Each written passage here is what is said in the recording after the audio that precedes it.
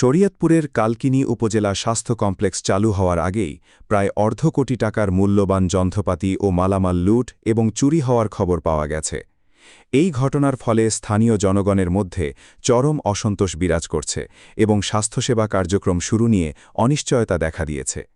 নতুন নির্মিত স্বাস্থ্য কমপ্লেক্সের আসবাবপত্র, মেডিকেল সরঞ্জাম এবং অন্যান্য মূল্যবান সম্পদ প্রায় অর্ধ কোটি টাকার মালামাল খোয়া গেছে বলে ধারণা করা হচ্ছে।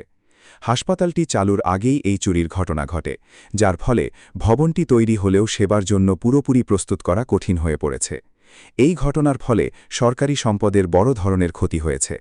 স্থানীয় প্রশাসনের পক্ষ থেকে বিষয়টি তদন্ত করে দ্রুত অপরাধীদের আইনের আওতায় আনার দাবি জানানো হয়েছে। মানুষজন চোরেরা এসে চুরি করে নিয়ে যাবে, তারপরে আবার নতুন করে কিনবে, আবার প্রকল্প বাড়াবে, আবার ব্যবসা হবে তাদের। এটা তো ভাই হইতে পারে না, এটা রাষ্ট্রের সিস্টেম না। এক নাম্বার হচ্ছে চুরির সাথে যারা সম্পৃক্ত এবং যারা অবহেলার সাথে সম্পৃক্ত, যাদের অবহেলায় চুরি হয়েছে এবং যারা চুরি করছে, দুই পক্ষকেই তদন্তের মাধ্যমে আইনের আওতায় আনা উচিত। কোটি টাকার মালামাল চুরি হয়েছে, আরো যে চুরি হবে না এটা কোনো গ্যারান্টি নাই। এটা তো কোনো দেখার মতো, দেখভাল করার মতো কোনো লোক নাই। এটা সুস্থ তদন্ত চাই, পুলিশ প্রশাসন দেখুক, পুলিশ প্রশাসনের কাছে আমরা আবেদন রইল, এটা সুস্থ বিচার হোক, সুস্থ তদন্ত হোক। কমপ্লেক্সের ভিতরে ঢুকে দেখলাম এখানে 3টা এসির উইন্ডোর আউটডোরগুলো ভাঙা এবং ভিতরের যন্ত্রাংশ নিয়ে গেছে।